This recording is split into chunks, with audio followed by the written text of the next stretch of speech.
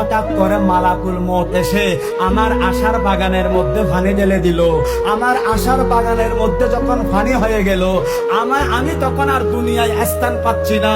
আমার রূহ বের করার পর আমি সবাইকে দেখতেছি, সবার সাথে কথা বলার চেষ্টা করতেছি, কিন্তু একবারের জন্য কেউ আমার সাথে কথা বলে না।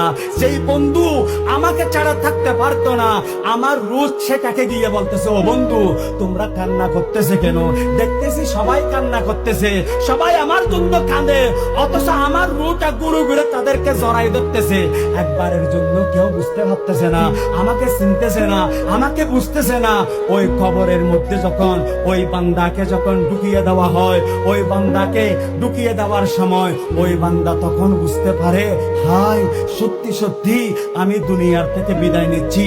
তখন এমন ভাবে একটা চিৎকার দে, এমন ভাবে হু করে একটা আওয়াজ দে, দুনিয়ার জমিনে ইনসান এবং জিন ছাড়া যত পশু পাখি আছে সবাই এই আওয়াজটা শুনতে পায়। সুবহান।